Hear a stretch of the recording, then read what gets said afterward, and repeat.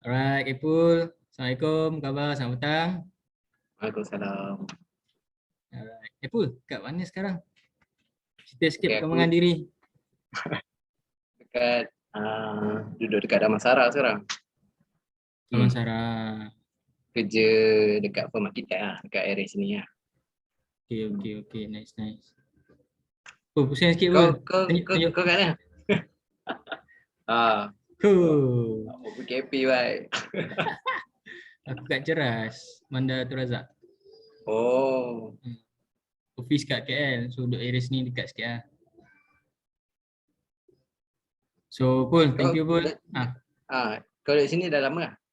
Aku baru pindah tahun lepas, bulan Raya tahun lepas. Baru setahun lah. Setahun lebih. Okay. Sebelum tu aku duduk Seremban. Tapi aku memang kerja KL dari habis belajar lagi kerja KL. Duduk Seremban sebab aku kerja Seremban. Oh. Itulah. Dia baru dapat pindah KL, so dapat lah sewa rumah kat sini lah. Okay, so guys, cool. So thank you hari ni sudi terima jemputan untuk saja je actually sembang santai ni buat borak dengan korang. So aku create satu channel YouTube tu, so santai lah sama-sama korang. Mungkin tak ada masa nak reply WhatsApp dalam group ke apa pun, busy ke kan. And at the same time korang boleh lah semua tidur ke tengok kawan-kawan kamu celoteh. So tajuk-tajuk tu insyaAllah lah kita akan buat benda yang berinformasi lah. So hari ni aku dengan Ipul kita nak bincang, it's not deep buat dia punya Ipul punya career, tapi more like isu semasa, which is tentang architecture ataupun bangunan ataupun rumah di Malaysia ni, macam mana dari sudut architecture ataupun apa yang Ipul sendiri boleh kongsikan lah. Okay. Based on experience aku lah. Yes, nice. So Ipul, apa yang kita rencanakan, so maybe kau boleh start kot. I mean kau share sikit, which is actually kau punya bidang more into apa ya? Okay, aku dulu degree architecture. So lepas grad tu aku kerja dengan firm arkitek lah. Firm arkitek ni kecil je. Okay. Dekat Damansara. So aku kerja dalam dah 5 tahun lah. Masuk 5 tahun dekat firm tu. So basically bidang aku ni bidang memang architecture lah, bidang bahagian design rumah. Bukan rumah saja, memang architecture. Lepas tu design and submit to authority, to compliance tu untuk bomber safety semua macam tu lah. Okay. Right. So balance lah commercial dengan boleh benda ni pembangunan yang bukan komersial dengan komersial tu apa beza dia? So kau cakap kau punya more into commercial. Maksud kau? Kalau macam di dalam architecture ni dia ada macam housing, commercial macam tu. Okay. Commercial ni macam shopping complex, office building macam tu lah. Aku more commercial lah. Okay. Sebab firm aku ni still quite new. Housing punya tak ada experience sangat lah. Macam tu. Belum dapat peluang lagi lah untuk fully housing sangat lah. A few ada lah dalam 3-4 macam tu lah. Ada sikit lah. Tapi yang full scale construction tu not yet lah macam tu. Okay. So antara soalan aku lah, sebab benda ni pun mungkin kau kata tadi tak banyak buat sangat projek perumahan, tapi ini antara benda yang general lah. Kalau macam geng-geng kita, bayi-bayi kita nak beli rumah kan, mesti sekarang ni ada satu teknik baru, IBS tu kan.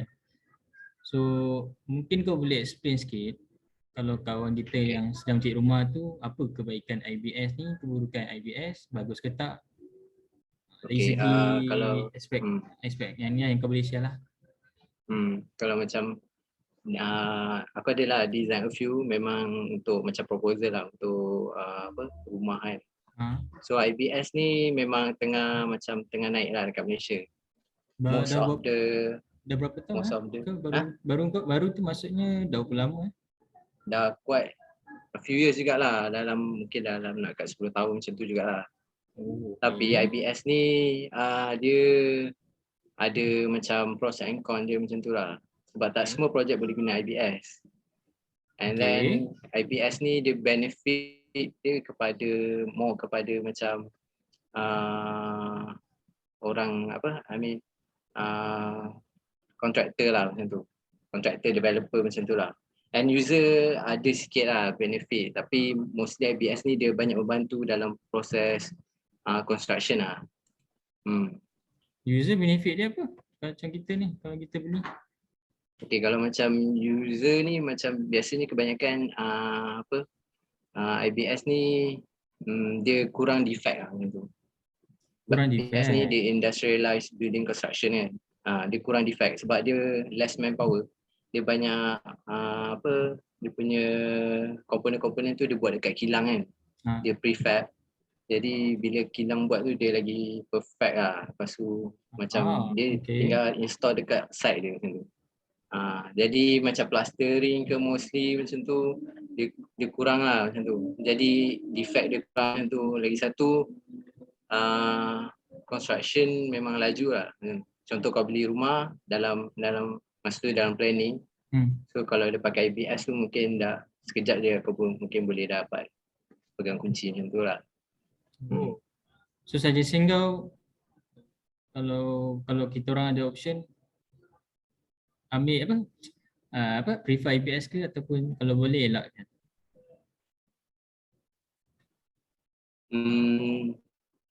IBS memang sebenarnya kalau macam mostly sekarang kalau housing memang kau tak ada banyak choice lah sebab mostly memang dah guna IBS lah.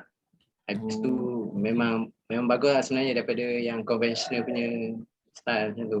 No issue lah, senang cerita no issue lah, betul? No issue lah, no issue lah. Okay. Lepas tu dia kalau macam in term of untuk developer, dia jimat masa semua. Lepas tu kalau guna IBS ni dia kurang manpower. Lepas tu bila kurang manpower ni dia akan maybe cost rumah tu akan lebih murah lah daripada guna yang conventional punya. IBS stand for what? Masuk IBS? Industrialized building structure macam tu. Okay. Dia prefab, dia buat dekat kilang kat tempat lain, dia bawa pergi site, dia install je. Macam kat Malaysia, kilang tu memang di Malaysia ke ataupun dari luar? Mostly dia dalam Malaysia lah sebab kalau daripada luar memang mahal. And then kalau certain macam mega project ke, dia akan buat kilang tu untuk construct produk IBS tu dekat site sendiri. Dia akan buat satu sendiri. Itulah yang kau banyak buat kan untuk bangunan. I see. Bangunan ke high rise ke. Tapi kilang tu short term je lah. Siap satu building tu. Short term je lah. Tapi lebih jimat sebab dia lah. macam buat macam dia buat IBS ni dia biasa dia buat mold macam tu. Macam buat cetak dia, buat dinding dia yang siap ada windows hole semua.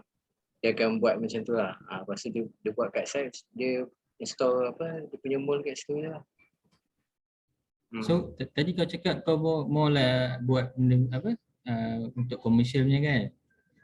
So far semua memang IBS lah. Commercial building di Malaysia ni yang kau buat setakat ni. Memang IBS lah. Okay. So tahu lah, aku pun banyak tengok orang komen kat YouTube kan. Sebab ada yang komen negatif, kata susah renovation lah. Tapi kalau tanya aku, so far benda tu apa yang aku research, kena cari kontraktor yang bertauliah lah kan. Actually macam mana? Dia ada CIDB punya set lah kalau tu. And then betul juga kau cakap kalau macam IBS ni dia susah sikit untuk buat renovation lah sebab benda kau pasang dia dah siap. Jadi macam ada certain parts tu yang macam dinding yang kau tak boleh hack macam tu. Sebab dia lain sikit lah. Kalau macam yang biasa punya mungkin ada certain dinding tu kau still boleh renovate lagi macam tu lah. Kalau macam biasa batu-bata lah kan, boleh je lah hentak pecahkannya. Tapi memang biasa IBS ni dia tak guna dekat projek-projek yang kecil lah. Macam banglo memang tak ada guna IBS lah. Macam housing, rumah teres yang banyak fasa tu lah dia guna. Sebab kalau sikit je, kalau guna IBS dia rugi. Dia makan kos lagi tinggi lah. Macam tu. Okay. Sebab kau nak buat mall tu, lepas tu guna sikit je, lepas tu dah tak guna lagi dah. Macam tu lah. Cool. Kau dengar suara lain daripada suara aku tak? Tak ada sangat. Tak ada kan? Tak Tak ada aku slow ke upin anak aku ni. Dengar? Tak ada kan? Tak ada. Okay. Okay, alright. So tu sikit lah pasal IBS sebab sekarang pun yang bagi kemampuan lah aku faham sebab banyak perumahan developer buat promotion, so aku rasa korang ada peluang-peluang tu cubalah usaha-usaha kan. So sikit sebanyak yang Ibu kongsikan ni tentang IBS, actually benda tu it's not a big issue lah. Yang penting kita kat Malaysia of course lah, duit lah nombor satu. Kalau mampu kan, why not kan, teruskan je lah hajat korang untuk beli rumah dan sebagainya. So Pul, boleh share sikit pun so far aku suka tahu tengok channel-channel macam SGTV SGTV tentang bangunan-bangunan, tentang perumahan lah, rumah-rumah SGTV. So benda tu dia banyak shoot dekat US. Nampak lah. Pasal apa? Aku macam tak pernah dengar sangat. Aku tak tahu maksud SG tu apa, tapi dia banyak cerita pasal rumah lah. Rumah idaman, dream house, benda-benda rancang-rancang relatif tentang rumah. So benda ni aku nampak lah satu situation maybe di Amerika, di negara utama, which is beli rumah bukan hanya tentang kewangan. Dia pun nak rumah yang lawa, rumah yang serba lengkap, apa yang dia nak lah kan. Tapi macam kita kat Malaysia ni of course lah, sebab faktor nombor satu kewangan. Mungkin rumah tu tak seberapa, tapi kalau kita mampu, lepas sebelum kita mau bayar semua, kita jalan je lah kan. Itu realiti kita lah duduk di Malaysia. Tapi as kau punya sudut perspektif kau, which is actually Malaysia ni, adakah disebabkan situasi tersebut yang berlaku di Malaysia, developer ni ambil kesempatan dengan membina rumah yang tak semangga ke? Ada tak benda terwujud? So far kalau ataupun developer masih lagi menitik beratkan aspek-aspek kesenian ke, macam tu lah. So aku percaya arkitek mesti buat yang terbaik. Bila part kat developer tu ada kat cost sebab dia business kan. Tu memang sikit. Common lah. Macam biasa kalau first design proposal memang kau lah kita orang bagi kan macam tu kan. Lepas tu mungkin budget dia tak constrain lagi, jadi kita orang bagi je. Lepas tu bila tapi still macam kalau bila kita dibagi untuk tender tu, dia akan bagi budget lah untuk rumah ni per square feet berapa harga dia kan. So kita macam memang try to comply to that price lah macam tu. So sometimes ada arkitek memang buat betul-betul yang cost effective ni lah. Jadi developer ke memang tak akan ubah sebab benda tu memang efektif. Jadi dengan harga tu kena lah dengan design tu. Okay, sometimes macam dia ada developer yang memang angan-angan tinggi lah. Kau nak rumah yang best-best tapi cost dia memang kau kecil macam tu kan. Lepas tu kita try lah bagi yang memang kena cost tinggi lah kalau design dah best kan. Lepas tu sometimes memang ada jugalah kalau developer ni dia we go through few stages untuk kurangkan cost, cut itu ini kan, spec macam material tu kita guna yang murah sikit macam tu. Macam tu adalah juga certain occasion jadi macam tu lah. Sebab memanglah nak untung kan. Itu mak kata tadi apa, first thing aku cakap common lah, normal lah. Tapi bagi kau, mungkin kau ada satu bangunan ataupun satu pembinaan yang kau paling kagum kat Malaysia ni, ada? Dari contoh dia, lepas tu sebab dia bagi kau. Kalau macam, okay, kalau sekarang ni kita biasa kalau macam architecture ni kita nilai building bukan daripada setakat macam aesthetic value dia lah. Kita tengok juga dia punya sekarang ni memang kat mana-mana negara pun dia tengah belum untuk untuk buat building yang paling sustainable. Sustainable ni maknanya sustainable building ni maknanya kau macam bila building ni dah siap, dia tak perlu cost yang tinggi untuk maintenance. Lepas tu dia save energy macam tu lah. Sekarang Malaysia pun ada Green Building Index. Dia ada board dia untuk nilai building tu tahap dia punya green building dia macam mana lah. Green So bila board dah siap dia akan satu perbadanan lah. Green board index. satu badan. Okey, dia yang monitor Dia panggil. culture Malaysia ni. Okey. So kalau macam dekat Malaysia ni yang tinggi nilai GBI dia, Green Building Index dia, salah satu dekat Putrajaya. Kalau kau tengok, Putrajaya ada satu bangunan yang macam diamond terbalik. Cuba search sikit. Aku bagi kau share screen. Bangunan Suruhanjaya Tenaga. Kau share. Aku dah along kau. Okey, kejap. Kau Google ya. Oh, satu benda baru tu GBI Green Building Index. Ni GBI. government ke tu? Bukan kan? Dia bukan. Dia bukan government. Tapi dia macam badan Kawalan lah. penilai lain lah. Menilai lah, yang menilai.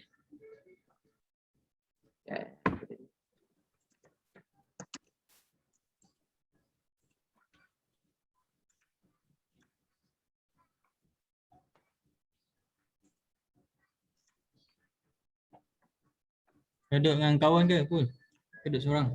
Aku ada housemate family lah. Adalah. Duduk seorang je. Sarah kat Nizam lah sana. Nizam. Kau tak tahu rumah dia kat. Tetap video dia. Dia dah sebut. Aku lupa. Dia Damansara Sarah kot.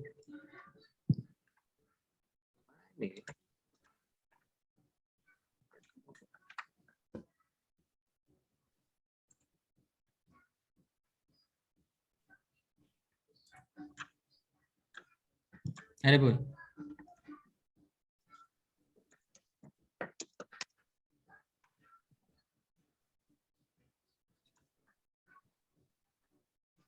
Share sikit. Kau UiTM apa? Ke UiTM kan? Aku UPM. UPM. Sedang. Semangadi. Kan? Aku sama college dengan dia lah masa Semangadi. first year. Isi. Dengan Azim Nasruddin. Azim Nasruddin. Nampak tak? Ni. Tak pernah nampak hari ni. Cerita sikit. Ni kat Putrajaya. Isi, okey. Ni Suruhanjaya Tenaga. Dia memang GBI dia tinggi lah sebab nampak pelik kan. Tapi semua ada function lah. Okay, kalau kat sini dia dah terangkan siap-siap. Sini dia besar guna sikit Pul. Nice sharing ni. Mana tadi? Itu.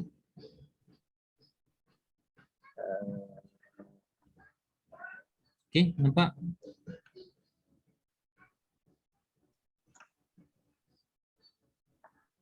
Okay. Okay. Dia GBI dia tinggi sebab energy consumption dia rendah lah. Sebab kalau waktu siang dia kurang penggunaan artificial lighting. Lampu dia tak buka sebab dia ada skylight kat sini. Sebab dia buka, jadi cahaya matahari natural lighting dia masuk ke dalam.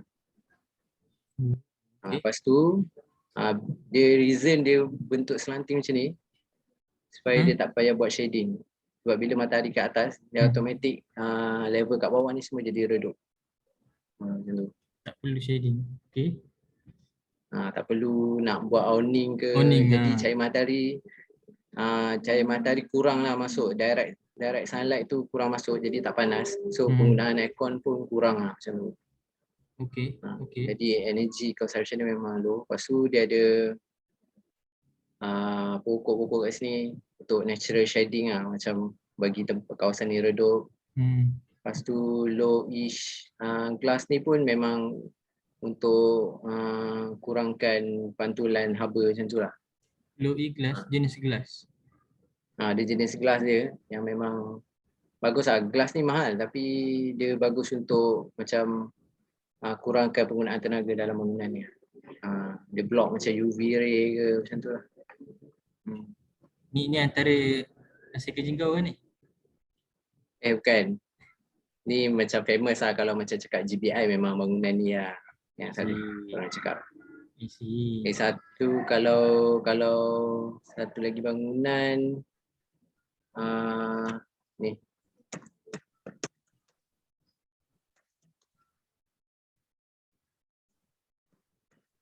bangunan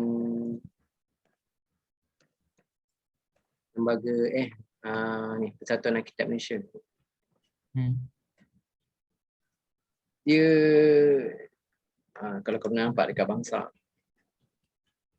Ni pun dia antara macam jadi ikon jugalah dalam architecture Malaysia. Dia buat dekat tepi bangunan existing je macam tu.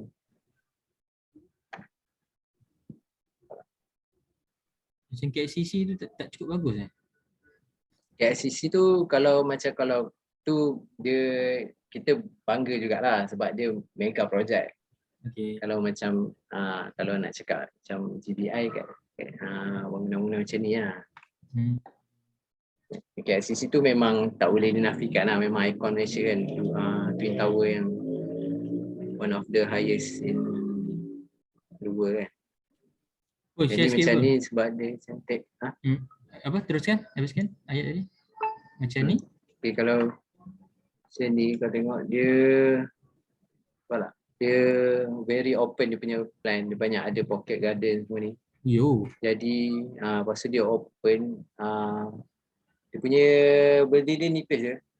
So lighting dia tak perlu banyak lah. Siang memang jarang buka lampu sebab guna cahaya matahari biasa je. Lepas tu dia perudaraan dia bagus lah. So bila perudaraan bagus ni kau kurang guna aircon lah macam tu. Walaupun tengah town. Lepas tu kat sini dia pakai parking yang elevator. Dia parking tak cukup kan. Jadi pakai yang bila kau park tu dia naik atas. So boleh park 2 kereta macam tu lah. Setiap rumah? Lah. Ni bukan rumah. Ni pejabat. Ini pejabat. Pejabat arkitek. Masa kau dekat ruang parking tu ada 2 tingkat? Dia pakai macam mesin. Dia pakai mesin, kau park. Nanti dia naik atas. Bawah tu kereta lain boleh park lagi. Dekat sini dia buat macam tu Nice. Kalau kau tengok meeting room dia, dia banyak glass. So lampu dia memang kurang guna lah. Ni pun tingkap ni boleh buka. Jadi kalau time tak panas sangat, dia buka. Guna udara segar je lah macam tu lah. Okay, menarik. Kalau macam rumah pun yang kau boleh share? Projek perumahan yang mahal tu confirm mahal lah. Tapi nampak nice lah. Kalau rumah yang terlintas di fikiran kau cuba Google je sekarang. Yang macam aku rasa sekarang rumah orang cari yang Instagramable lah. Instagramable ni macam trendy lah. Sekarang bos aku pun kalau suruh design pun memang cari, dia cakap okay, try buat yang ikonik, yang Instagramable. Sekejap aku cari apa nama dia. Ada satu Sam Dalby punya.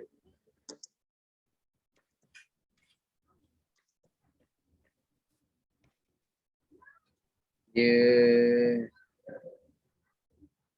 tapi bila kau macam kalau design bos aku cakap okay ni saya selalu nampak, tapi macam ni yang orang selalu cari. Kalau design exterior lah share.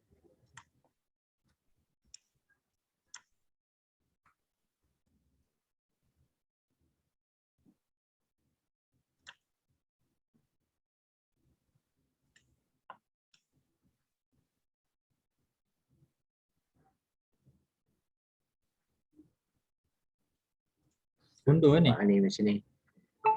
Ni kalau rumah teras lah. Okay. Dia macam modern looking lah. Bumbung dia bumbung dia macam continuous. Daripada atas sampai ke tepi. Banyak orang cari macam tu lah sekarang. Ini Million lah kan. Ya, tak lari lah. Tapi Itu sekarang kalau kalau lagi satu, touch tapi screen modern lah. the input is ni lah Instagramable. Instagramable. Dia macam, So kita lagi terpaksa satu ikut macam ni pun, arus apa? Media-media sosial ni juga. yes, kena ikut trend semasa lah. Trends masa. Macam ni pun ramai juga sebab lately ni aku ada satu projek bos aku suruh design, dia buat macam ala-ala rumah kolonial sikit lah, macam a bit rustic look macam ni lah. Ni pun macam trending juga lah kalau dari segi fasad lah. Daripada segi pandangan depan dia guna macam concrete block macam ni. Tu berlubang tu angin masuk Simple. ke biasanya? Ni biasanya ni. Nampak nice lah. Sebab sini tingkap toilet. Biasanya kalau rumah biasa dia expose ni. So dia tutup je, nampak macam estetik sikit lah. Diorang timbulkan batu-batu Sekarang kan banyak yang kalau kat Twitter apa ke memang trending apa, dia jenis dia kita panggil rustic tau. Dia macam tunjuk bare punya material, dia tak plaster ke apa ke. Macam tu lah. Nice. Cool. Share sikit resort yang kau pernah pergi kat Malaysia ataupun kau tak pernah pergi pun tapi kau rasa kau nak pergi, yang kau rasa best. Kalau resort ni aku jarang pergi, tapi yang kalau dekat, aku tak ingat nama dia. Dekat Janda Baik ada satu. Macam rustic je lah yang tu.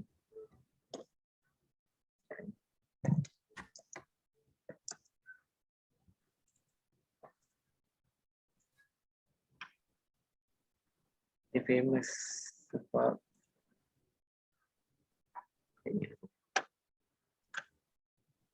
Janda Baik. resort aku tak familiar sangat. Janda Baik aku ada juga pengalaman tapi aku tak tahu nak sebut nama dia. Syok agak pergi tu. Apa? Pernah pergi sekali lah. Dia punya rumah tu very nice lah. Dia macam satu banglo. Tapi di dalam tengah dia macam ada park kat tengah dalam banglo tu. Lepas tu bumbung terbuka. Tengah-tengah tak ada bumbung. Dekat mana? Dekat situ lah. Tapi aku tak tahu nama dia, lupa lah. Budak-budak ni bawa.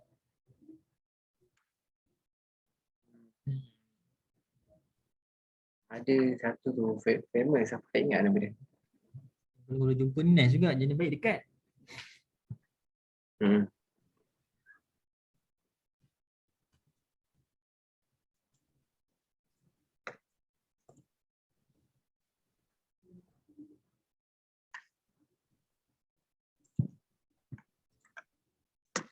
Tepi sungai ke bukan tepi sungai? Dia mostly Janda Baik ni tepi sungai lah. Yang aku pergi tu bukan tepi sungai. Oh ya? Dalam hutan? Lepas tu dia korek, dia buat kolam dia sendiri kan. Layan kolam dia je lah. Entah ni aku tak ingat nak cari mana. Tak apa lah. Area-area situ lah yang kau minat lah. Okay, nice. Cool. So, apa lagi lah yang aku tanya kau tu? Kau rasa kat Malaysia ni jauh ketinggalan tak? Ataupun kita lagi sikit nak mengejar ke kita punya level? Level tu lah, macam mana? Construction macam in architecture wise lah. Okay, kalau dari macam segi design ni, kalau kita kata segi design dulu lah, reka bentuk semua kan. Memang jauh lah. Tinggal sebab in term of expertise ke dengan teknologi ke, kita ada banyak juga kita tak catch up lagi compare tu dengan Europe kan. So, kalau macam design yang kau selalu tengok yang pelik-pelik ke, macam ada seorang arkitek famous ni dia panggil Zaha Hadid, yang suka design yang macam fluid macam tu kan. Kita bukan kalau macam diorang banyak tenaga expert yang buat macam tu. Bila dia design, dia ada software yang memang boleh buat macam tu lah. Memang senang untuk solve. Lepas tu diorang ada banyak tenaga expert untuk construct benda tu. Kalau kat Malaysia ni kita kurang lagi tapi getting there lah. kita ada macam approach untuk achieve to that lah. And tapi cost wise of course lah kat sana dia orang macam material semua senang sikit dapat kan. Kalau kat Malaysia ni dah tenaga expert ada, lepas tu material punya susah sikit lah. Okay. Right. So Tapi kita catching up lah sebab kat Malaysia ni ada satu sistem yang quite new. Kita tengah buat, dipanggil BIM. So sistem maksud kau software lah. Software untuk design. Okay. Dia panggil BIM, Building Information Modeling. Building Information Modeling ni okay, macam zaman aku study dulu, bila aku dah final year baru benda ni macam famous lah. Baru start ada. So aku ada ambil masa final year. Okay. Tapi tak banyak firm yang praktikkan benda tu lagi. Tapi sekarang ni firm dah start guna. BIM ni kau bila arkitek buat model bangunan ni, engineer boleh guna model tu untuk masukkan dia punya electrical piping, dia punya sanitary piping semua boleh masukkan dalam model tu. Jadi dia boleh detect clash kat mana, macam pipe ni langgar beam apa ke. So dia detect dalam model tu sekali, kita repair dekat model tu dulu sebelum construct. Kalau sebelum ni, kalau sekarang ni kebanyakan kau buat atas 2D je. Lepas tu letak pipe semua, bila construct, bila ada problem kau kena solve dekat site macam tu. Okay, lambat lah. Bila dah ada beam ni, problem kau boleh solve sebelum construct macam tu. Orang Malaysia ke buat? Kau tadi orang Malaysia buat benda tu? Tak, software ni kat luar negara ada guna ke, banyak ke guna. Tapi Malaysia sedang macam tengah nak hot lah ni. Kat U pun dah banyak offer course ni. Masa zaman aku, U tak ada offer lagi course BIM ni. Okay. Lepas tu bila ada BIM ni, kau bila dah buat model tu, biasa kalau sebelum ni kau kena ada QS, quantity surveyor, untuk kira costing berapa batu-bata nak guna. Bila kau dah ada BIM ni, kau dah boleh kira berapa batu-bata nak guna, berapa tan simen nak guna. Dia boleh pre-calculate untuk kau. Nice. Lagi satu, dia kurangkan pembaziran lah macam tu. Jadi kau tak terlebih beli barang, tak terkurang macam tu. Lagi satu dia boleh predict construction period. Timeline. Yes, timeline. Kalau kau dah siap model ni, dah siap semua, kau masukkan berapa manpower kau ni, dia akan predict berapa bulan, berapa tahun. Masukkan manpower sekali, dia boleh predict. So tenaga kerja tu berapa tempoh dia perlukan. Macam tu. Lagi mudah kerja. Lagi mudah lah. Memang kebanyakan dulu sekarang JKR pun dah start guna. Projek-projek JKR pun dah start guna BIM ni. Aku pernah tengok satu video je, aku cuba cari. Adalah YouTuber ni buat video pasal the most sampah yang dihasilkan. The most country yang banyak menghasilkan sampah. Yang aku peranjat lah, which is actually sampah yang dimasukkan tu bukan sampah kita makan kat rumah ni, bukan. Sampah tu adalah sampah pembangunan. So bila kau sebut benda tadi, aku macam terfikir lah video yang YouTuber tu buat, which is memang benda ni negara-negara Eropah, negara maju sana banyak menghasilkan sampah disebabkan sisa-sisa pembangunan dia orang ni. Betul. Benda ni kau pun ada satu subjek yang kau akan belajar dalam kos kau orang kan? Ada. In fact kalau macam kau nak buat bangunan baru, kau kena submit dekat SW Corp, Solid Waste Corporation. Kalau macam kat KL kan. Kat KL ni dia macam kalau sampah-sampah kau punya construction ni kau tak boleh buang sesuka hati. Kau kena uruskan according to law lah macam tu. Kau kena ada lesen lah untuk cara melupuskan sisa-sisa pembangunan ni macam tu. Kontraktor yang ada lesen daripada SW Corp je boleh handle benda ni. Macam tu.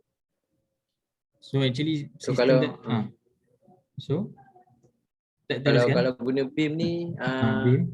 memang kurang lah. Kalau in fact memang kurang lah. Betul, setuju. Sampah-sampah, sisa-sisa tu kan. Kalau macam dulu, kalau lagi satu, kalau kan kau cakap IBS tadi kan. IBS ni dia buat dekat kilang kan. Okay, kalau tak pakai IBS, dia pakai sistem in situ tau. In situ ni maknanya buat kat site. Okay, kalau buat kat site ni banyak dia guna, kalau nak buat slab ke, nak buat dinding ke, dia akan guna papan-papan kan. Dia guna macam papan untuk buat dinding tu. Papan tu yang akan nanti jadi sisa-sisa buang binaan macam tu. Bila kau dah guna IBS ni, memang kurang lah sampah-sampah macam tu. Okay, menarik. So, alright, cool. So mungkin kata-kata akhir kau pada kawan-kawan kita yang tengok segmen kau ni, mungkin nasihat nak beli rumah ke, rumah yang macam mana. Okay, nombor satu of course duit lah. Yang tu kita put aside first lah tentang kewangan tu kan. Dari segi loan ke ataupun fee ke kan. Itu nanti aku akan cuba lah untuk next topic. Tengok kawan-kawan kita yang ada experience pasal rumah. Tanah lah macam tu. Tanah, asing ke siapa ke kan. So untuk dari segi sudut kau punya side lah, which is IBS contohnya. Ataupun selain IBS apa yang aku tak tahu? Mungkin kau boleh share. Kata kalau macam kalau nak pilih rumah ni macam tu, biasa kita kalau macam IBS tu mostly dah banyak lah. So kalau macam biasa kau tak ada choice lah. Macam kau cakap tadi, it's not a big problem. Okay, faham. Okay, tapi kalau biasa kalau nak beli rumah ni beli ikut long term punya planning lah macam tu. Okay. Kalau macam design tu kau pilih yang macam open plan and sustainable. Maksudnya bila kau tengok rumah tu tak perlu banyak maintenance. Dia punya workmanship okay, macam tiling dia. Kalau kau tengok apa contoh tiling yang tak okey? Apa contoh tiling yang tak okey? Macam simen tiling dia tak cukup ke? Kau boleh check lah. Sebab masa pendek nanti tak ada masalah. Bila dah habis liability period, bila ada masalah tu akan kena kat kau lah. Okay. Macam tu. Kau kena check macam tu. Lepas tu lagi satu, kalau beli rumah ni tengok yang untuk energy saving lah. Maksudnya banyak natural lighting. Bila ada natural lighting siang kau tak payah buka lampu semua. So benda tu kecil tapi dia menjimatkan kau dalam masa akan datang kan. Masuk rumah tu tengok kat atas, kau ada extra tingkap ke kat bumbung ke, macam tu. Macam tu ke. Kalau landlord kau of course lah, rezeki lah kau dapat kan. Lagi satu kalau macam kita orang design pun selalu tengok sun orientation. Macam arah matahari. Kalau macam kau nak energy saving, kau kena tingkap yang banyak terbuka ke arah selatan atau utara atau selatan, bukan timur atau barat lah. Sebab kalau timur atau barat, matahari terbit dengan matahari terbenam ni mata dia terik. Jadi bila kena kat rumah kau memang panas, so kau akan gunakan energi lagi banyak. Benda ni kau tak perasan tapi nanti secara tak langsung dia akan affect kau punya energy usage lah. Good tip tu. So nak kita kalau rumah buat kompas lah. Betul lah. Kalau arah utara dengan selatan, dia tak ada direct sunlight. So matahari kau still dapat cahaya matahari tapi bukan direct lah. So rumah kau tak panas. Utara, selatan, matahari terbit timur barat kan? Timur barat. So kita kena cross lah utara selatan. Supaya tak splash kat masuk ngadap dengan kita. Okay. Betul. Dan tanah ada tak tanah sawah ke, tanah sawit ke? Tak bagus ke tanah sawit ni, tak bagus ke tanah sawah ke, benda-benda tu. Tanah tu ada tips tak?